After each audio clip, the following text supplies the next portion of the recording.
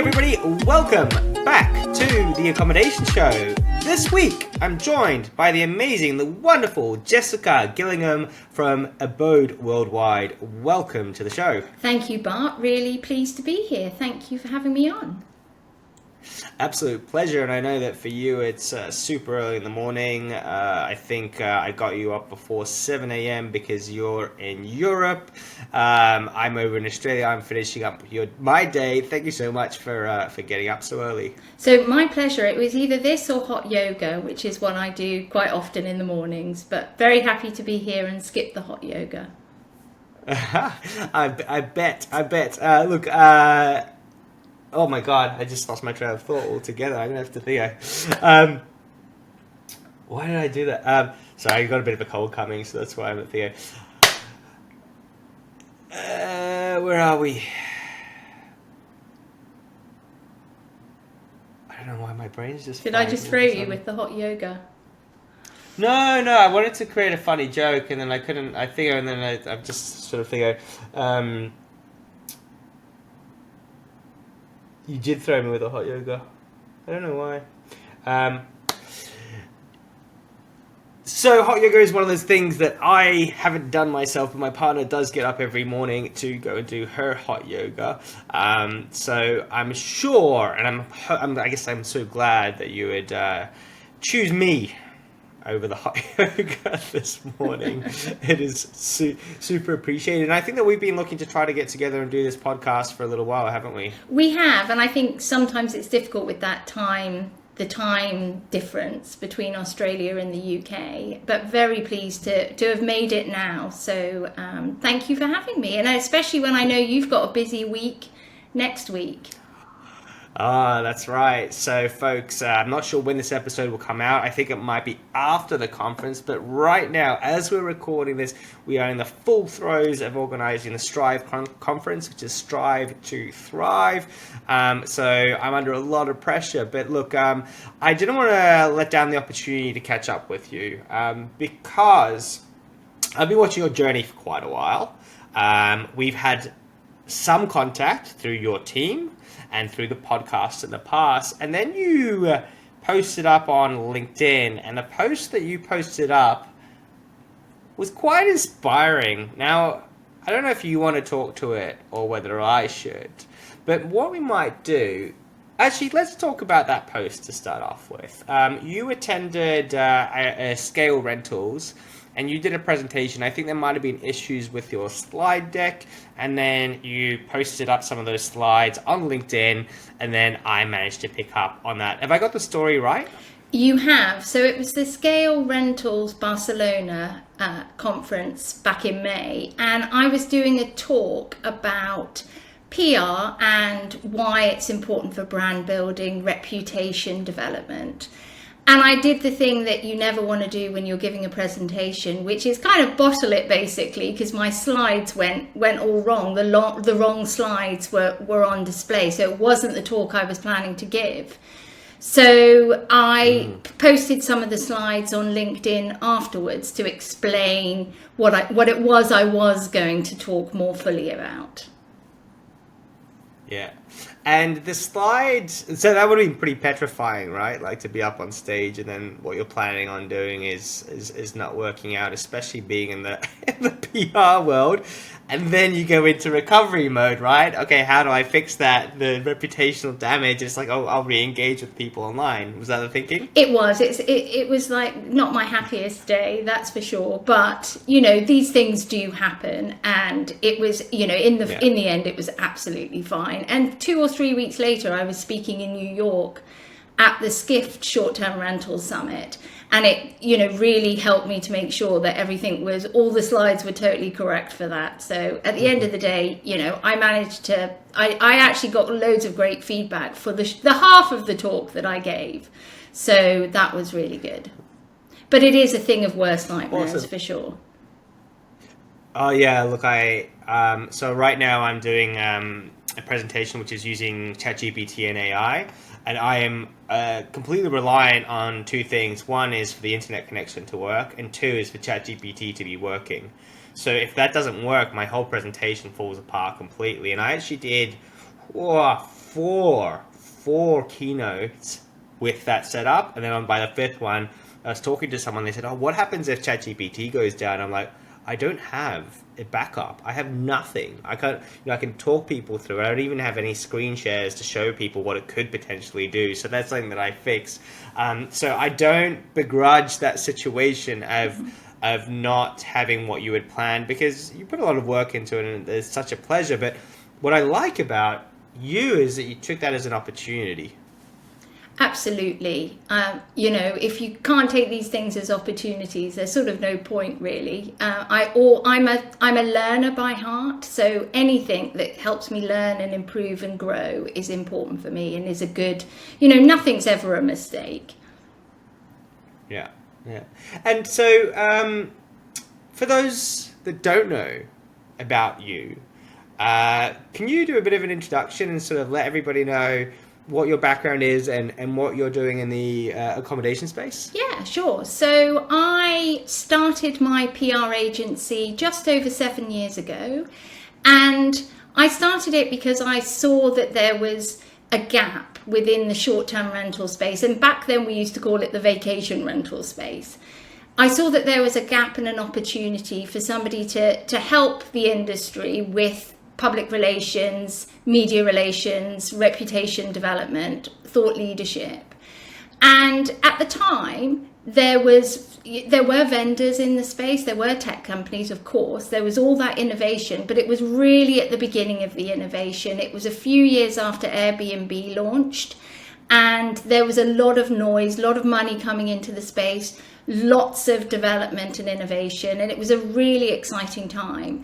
And so I started, and previous to that, I had worked in PR for many years, including having actually also a booking platform myself for vacation rentals in Canada. But at the time that I started Abode, I saw that, basically I'm entrepreneurial by nature, and I saw that there was an opportunity, so I launched. And very soon after that, I got calls from a couple of what we now know as being sort of the biggest tech companies in the short-term rental space, looking for help about building their brand and building their reputation. So from there, I started to grow and develop, and we've worked now with many of the largest vendors within the short-term rental space across the US, Europe, and other parts of the world as well. And so we are now a team, and we work with our clients to do all of their media relations, thought leadership development, podcast opportunities, speaking opportunities. We basically build a halo effect around their brand, which instills trust, influence, and reputation. I've got so many questions about that. And I want to come back to the halo effect, because I think that's how we actually got onto this particular podcast and what sort of drove me to get back in touch and say, oh, I really need to talk to you. But just in terms of that journey, it's incredibly impressive. You were talking to me earlier on about some of the companies that you've worked with. But for those of you that are listening, to give you context, these are some of the biggest companies in the tech space within our space. So if you think of those names, it's probably them. And to be trusted by these big companies and to be part of the journey of watching these companies raise massive, absolutely enormous amounts of money and being part of that journey, one, I'd say that adds incredibly to your credibility. I mean, you as a brand, and also it gives you a set of experience that not many other people have. That's a really good way of saying it, and I appreciate that. It's been probably the most kind of interesting part of the job is watching companies grow, and I've now watched quite a few of them. I've been part of the growth of a number of companies now, and it's been a huge privilege to see that change and to be part of that change. And you know, almost all of the companies that we have worked with, I mean, we are cheering them on the sidelines because they absolutely deserve the success that they've had with the work that they put in, with the solutions that they provide for the marketplace. It's been really a very fulfilling part of my job and my career is to watch that, be part of that. Yeah. And so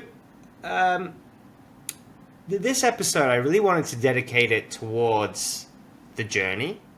And it's kind of the journey to scale and using PR, public relations, to help with that journey along the way. So you've got that experience with the companies and leveraging PR to help them with different facets of their business. And before we got started, you were talking to me about some of those advantages that you can, or some of those things that you can really leverage by having a great PR presence. Do you want to run through some of those for me? Yeah, so I will. And actually, maybe what I'll do is I'll bring us back to what we talked about at the beginning of the call, which is that presentation that I did in Barcelona and the slide that you particularly liked. And just to give a little bit of context about what public relations is compared to marketing, or where it sits within the whole marketing portfolio that a brand would have. And to give a sort of a bit of context, in the slide that you particularly liked, there are two people speaking to each other. And there's a woman talking about herself and saying, I am a great lover. Believe me, I'm a great lover. And that is what basically advertising and marketing is. It's you telling the world how great you are. Now, PR is something different. The slide that best sort of illustrated what PR is that you've got somebody else saying, trust me, she's a great lover. So it's somebody else talking about how good you are, the solution that you have, your narrative, whatever it might be. And it's that reputation building and that endorsement from a third party is what's so powerful and for any brand that's growing and scaling. So instead of just you shouting it out through your pay-per-click, through your social media, through your email newsletters, whatever parts of marketing you might do, what PR is doing is it's getting others, whether it's podcasts, publications, events, awards, to talk about you and to endorse you. And that's essentially what we do. And the halo effect is about building that trust, that awareness, that reputation and influence that you have. And we do that through a number of ways, whether it's news stories and media relations, or thought leadership development, which is insight, opinion, knowledge, shared educational content, but also through speaking, whether it's speaking at events, conferences, podcasts, webinars, also awards, winning awards, being nominated. So there's a whole raft of tactical skills and tactical programs that go into building that halo effect. But around it, and what's kind of the fundamental part of it, is about influencing, building a relationship with your stakeholders, whether that's investors, partners, customers, potential customers, employees even. It's around building those relationships. Yeah. And I think that this is a good little segue as well before we kind of get into it. But talking about who can take advantage of PR, because there's all sorts of facets and elements that go into it. And I think before we started recording, you're talking about it being really useful for business to business. So if you're a tech company and you want to approach investors and you want to get more money, it's great to have a great PR presence. But I also, because we're talking to accommodation owners and managers, how relevant is PR to a smaller property management company? When does it start to become relevant? Like, really practically, I mean, like, of course you could say, anyone can benefit from PR, but if you've got 10 properties, it's not your priority. When does it start to become a priority, and how do we leverage PR within an accommodation business? So that's a really good question. And I would say, when does it become a priority? It becomes a priority when you've got a challenge that you want to solve. And for a property management company, generally speaking, it's obviously all businesses are different, but generally speaking, the challenge is where PR might help in the earlier stages is either where you want to have more owners. So you want owners to trust in you and to have a belief in you, why they would give their property to you and not your competitor. So that might be one reason why PR might help. The other one is, of course, regulations and how you are communicating the value that you're providing to the community that you're operating in and having that voice. So actually, from even a small company that has ambitions, you can start your PR strategy from an early stage and do it locally. So, even if it's speaking with your local newspapers, your local community groups, your local radio stations, or whatever it might be, you could start building your presence as an authority in tourism, short-term rentals, within the sector that you're operating in, with the view that you're building trust in your business for the owners that will give you their properties to manage, and then also the regulators, the communities that you're operating in. Yeah, I love that. I did an interview with a chap called Tim Mortimer, and he organizes a bit of a festival. The idea of the festival was not to try to make loads of money out of it or to do anything particular, apart from just work with the local community and create a cool event. And that's kind of part of that PR journey, right? It's about your reputation, people talking about you and creating that trust. Absolutely. And with what he was doing, he was giving back. So it's not, it's about also giving back, and it's about being part of something.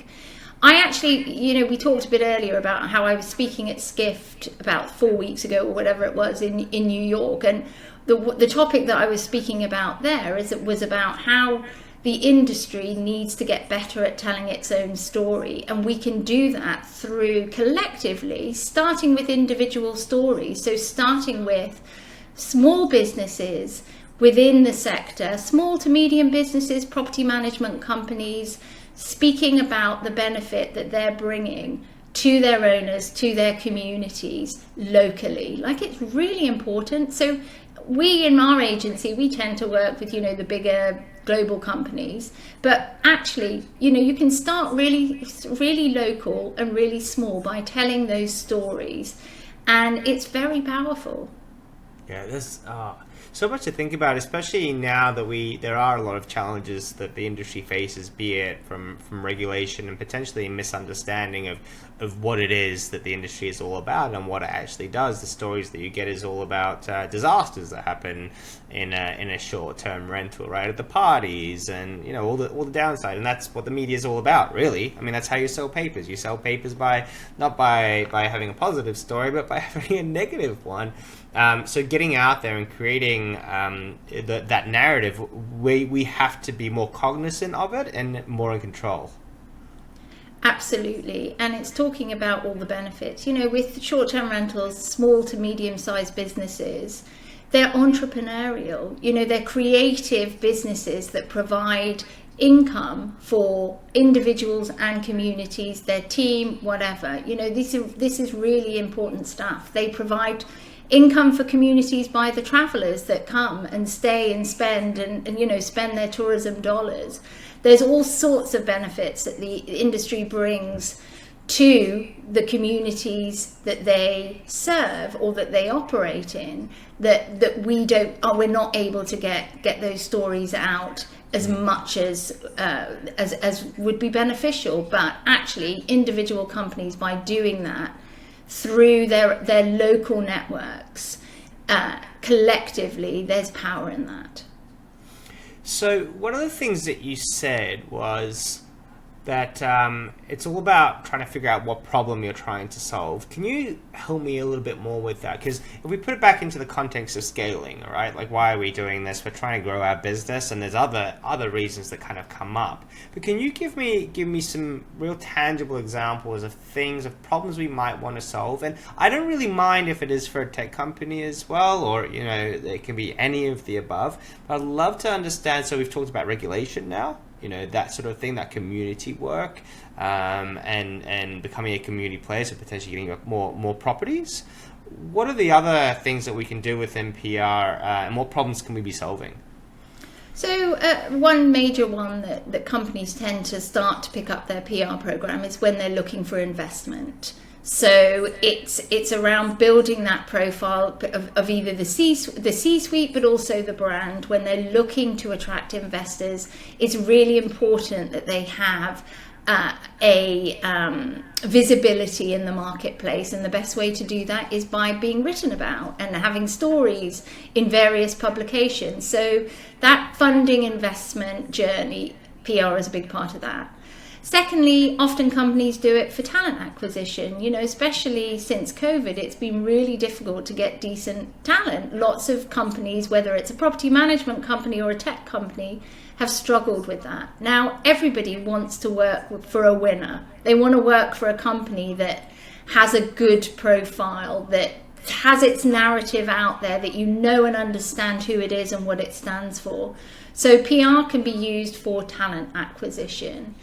Also for partnerships. So we'll often work with companies that are looking to raise their profiles to get better relationships with strategic partners, whether it's a vendor that wants to work with PMSs and it needs to be understood and be attractive to other partners in the space. So that's often a reason. Obviously, there's the core one of just getting more customers. So creating that better conditions to create a sale, basically, for a customer. So when a customer is looking to buy a product, they've got a choice, you know, between 3, 5, 10 different companies. Mm-hmm.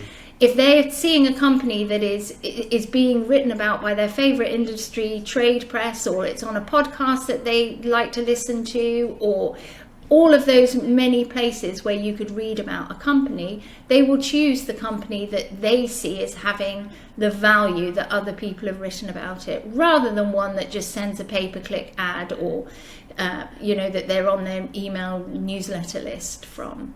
Yeah. And then on that, so when we talk about publications, so you know, traditional press, like printed press, it's not what it used to be. I mean, you might have very good engagement, so if people are reading, but just the depth isn't as big. But then if you look at it industry wide, it's quite good. And then you have influencers as well, which everybody knows that it's an important part of their PR mix. Do we see influencers as part of PR? Oh, absolutely, 100%. Influencers are a huge part of what makes a good PR program. And that varies between whether it's business to consumer or it's business to business, but across both those sectors, influencers are an important part of it. And even though, you know, media has changed and is continually changing over and will continue to change, what happens is that content is key, and content gets shared. So whether that content is in a publication, or whether it's a podcast, or whether it's a blog from somebody's own website, that content is getting shared. And influencers that share that content is obviously very valuable, but also influencers that just endorse companies is also really important. Now, with influencers though, they do tend to sort of cross sometimes between both advertising and PR. And PR, if to really simplify it, is about earned content. It's around earning your place in a conversation because you're interesting, or you've got something to add, or whatever it might be, but it's not paid for. There's no money exchanging hands. Whereas marketing and advertising, money exchanges hands. You're paying for your product, service, whatever, to be talked about or placed. And quite often with influencers, you're actually paying for it, especially in the business to consumer influencers. If you think about, the travel Instagrammers or whatever that might go and stay in your property, if you're paying them, that is actually advertising. If you're offering them a free stay with no expectation that they'll write a positive review about you, then that is PR. And I worked in travel PR for many years, which was more the consumer side of things. And press trips to destinations, properties, whatever, were a huge part of it. And for reputable national newspapers, you would never ever pay a journalist to stay with you. They would come, and if they liked the property, they would say it. If they didn't, they would probably also say it. Whereas with influencers, quite often they want money for a post or a TikTok or whatever. So there's nothing wrong with that either, by the way. It's just something that's different. So PR is all about the earn stuff. You've earned your place because you've got something that others are really interested in. Whereas the advertising side of it is you've earned your place because you've paid for it. And it's kind of an interesting one in my experience. The lines do get blurred as you build, right? As you of course you can just do that like if it's campaign based, right? Then you do one campaign here, you spend the amount of money. But a lot of media and PR, it's relationships as well, right? Is that you may do a paid one and then you get an editorial afterwards and that sort of thing. So it kind of gets a little bit mixed up in the wash. But I've got a couple more questions that I think will be really relevant to everybody, because I'm cognizant that time's going very, very fast, and I want to get as much as I possibly can out for everyone. In this day and age, it's very busy, right? Like there's a lot of stuff out there, and you said that content is king, and to stay relevant and to come up with great content, one is that it's a very arduous task because it's kind of constant all the time. You've got tools now like ChatGPT, which are going to just help with that creation part. What is your advice, like as of today? What is the best thing people can do in terms of trying to create content which is engaging? It's a really difficult thing to do, is one thing. It seems like, ChatGPT would make it easier because, of course, ChatGPT can churn out, pretty good content and it's only just going to get better. However, what it doesn't do is it doesn't give an opinion. It doesn't give that edge. It doesn't give that insight that comes from a human being who really understands what it's like to be in a marketplace or to understand what's happening in an industry or is able to kind of connect the dots, see the future. It doesn't give all of that stuff. So really with content, I would say less is more, but quality is what's so important. And quality isn't just about, writing a good sentence and having, all the right words in it. It's about actually giving real insight that means that people, when they read something, they're like, oh, okay, I hadn't thought of that in that way before. Or I didn't understand that and now I understand it. Or I had no idea that was possible and now that I do. Or even something edgy that, edgy is always good too. Something that's a bit controversial is really, it makes us want to read something. We're all consumers in every way, and we're constantly being bombarded with messages and content, whether it's video, written, social posts, whatever. And if you think about what it is that you like reading and or listening to or watching, it's the stuff that is real. It's the stuff that has a good story to it. It's the stuff that has insight and opinion, and that when you finished reading it, you know something a little bit more, or you know something a little bit differently. So that's really the answer, is to not churn out loads and loads and loads, but just really give good quality ideas to the world. I feel like I'm in the middle of a masterclass, like literally, that I could be sitting here, I don't need to take notes because I'm going to transcribe this later on, but I'm mentally just, okay, cool, this is what I need to do for my next social media post, or things to think about. And sometimes we know about it, but being practical about it and doing it is different. Now, I wanted to kind of wrap up with one sort of line of questioning, and this one might be a little bit more challenging, and I do apologize in advance. But justifying spend in PR, there was a massive movement roughly around about 15, 20 years ago when Google started to get really popular. They're like, we've created the best thing ever because we can actually have attribution on your spend, which was never really something that truly existed in the world of advertising. You'd put an advert on TV, then you kind of maybe know, you'd say, okay, our sales have increased, and you'd try to attribute it to the advert, but very hard to do. Now, and then Google comes along and says, actually, I can show you, if someone clicks on this, they go and buy, and we can tell you exactly how much you spent for that return within reason. PR is a lot more open, and if I came to you, Jessica, I said, hey, I want to get interested in this PR stuff, but am I going to make any return on investment? What's the secret sauce? I mean, it's the best question. It's a challenging question, and it's a question I get asked all the time. And it's a really important question. Now, I'm a businesswoman. I know how important it is to be able to have return on investment on anything that I spend within my business. I know that. However, there are some things that you just can't always quantify to the exact dollar cent and where it's come from. And, with Google, if you've got your pay-per-click, obviously it's really easy. You just know, this is how much a lead, this is the cost of conversion of a lead, etc. The minute you turn off your pay-per-click, you lose those leads. You don't have them anymore. Like, it's only there when you've got it turned on.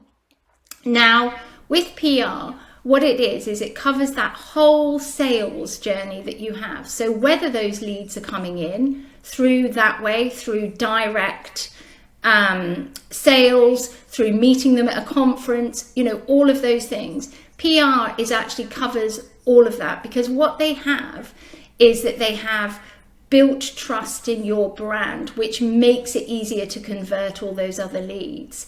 It also, if you think about a publication or an article that's online, it can be online for literally years as well, driving traffic to your website. It's not just there turned on, turned off. It's there years, sometimes later, still driving traffic to your website. So you can attribute the traffic that comes to your website through third parties. You can look at the growth in organic traffic that comes. You can do it by asking your customers and your leads how they've heard about you and what made them make that decision. And the best thing that I kind of understand is that from the companies that we work with, we're always asking them, what is the value that you're seeing? And sometimes it doesn't quite work for companies, but almost without fail, they will say it's the quality of the business that we're coming in. People are understanding who we are and what we do. I've had companies that also say people think we're a lot bigger than we actually are. Sometimes it could be about that. It's about seeming to be the leader in a marketplace when you're not quite there yet, but if people are believing and that perception is there.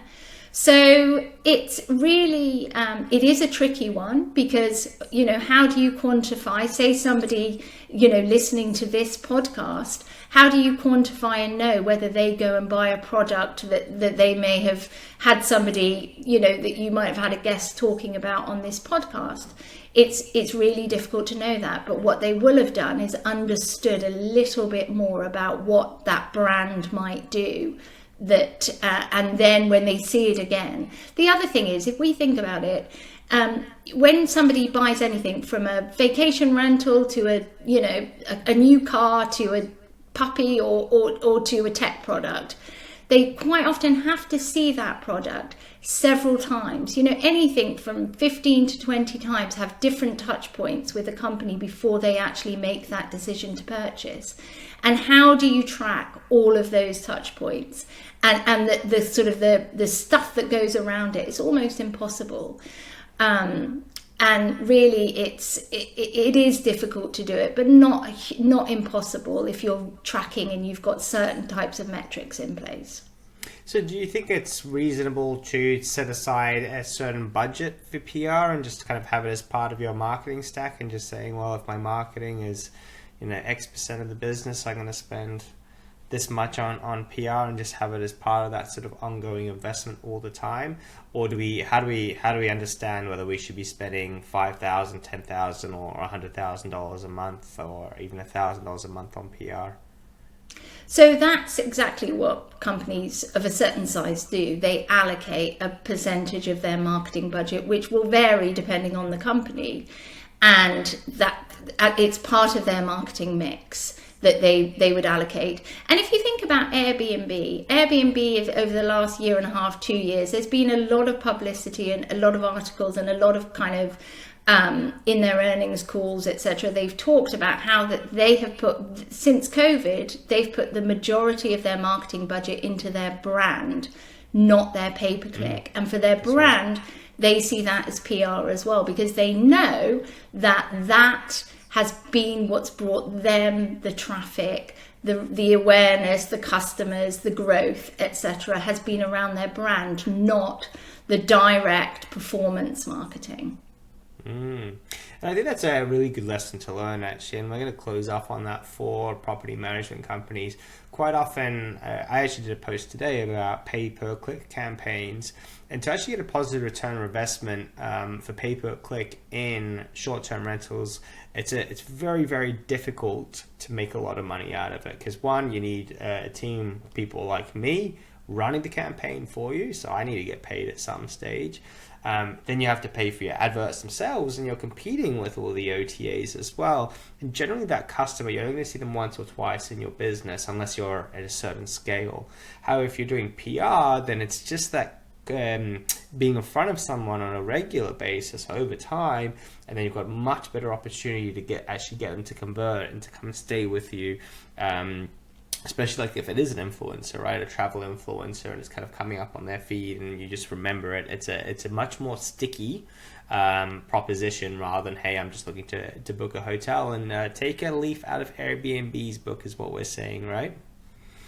Absolutely. It is focus on brand. But what I would say is you can't do PR by itself either. You do need the whole marketing mix as well. Like, we've worked with companies that just put their budget into PR, whereas actually they're forgetting all the other bits of that also are really important, like email campaigns and direct, pay-per-click or social media marketing. Like, all of it is really important. The other thing is that really know why you're doing something. You know, what is your objective? So is it about building better relations with your community because of, regulations are coming hard and fast down in the future? Is it because you're looking for investment and funding, or you want to be acquired at some point? So really thinking about what your objectives are first before you start any kind of activity. And that's the same for any marketing, but particularly for PR. Look, PR is a topic which is one that I didn't know much about until about 5 years ago. I met a beautiful lady called Jules Brooke from Handle Your Own PR, so teaching people how to do the PR themselves. She's actually going to be presenting it at our conference, and I remember that session being super impactful because it taught you so many of the fundamentals of how shit works, basically. Yeah. How it works, how PR works, because for a lot of people it's just a black box and it's completely misunderstood. So I can't express how much I appreciate your time, you getting up early in the morning to share your thoughts and your insights. And some of the things you've talked about, they're really high level actually, and they'll be super useful for people to go, cool, I need to do X, Y, and Z. So please take those things and use them in your business. Jessica, thank you so much for spending your time with us. I hope that we'll see each other in VRMA in Orlando in a few months' time. But in the meantime, if people would like to engage with you or like to follow you, what's the best way for them to do that? So they can follow me on LinkedIn or connect with me on LinkedIn. I'm always really happy to get direct messages, so please do that. Jessica Gillingham, you just find me on LinkedIn.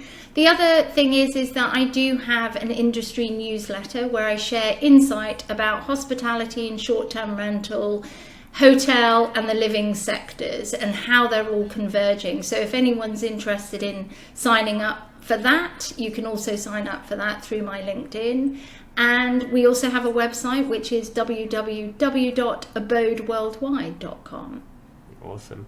I think we're going to have to do a little bit of a trade-off between one and the other, because I'd love to also talk to your audience. I think that considering that we're both kind of accommodation more broadly rather than just short-term rentals, will be very relevant. But look, thank you once again. Have a great day today, and I'm looking forward to following your journey and seeing what happens next. Thank you, Bart, and looking forward to meeting you in person in Orlando. Yeah, indeed. We'll go on a scary ride together. All right, take it easy. Have a good day. Yeah, you too.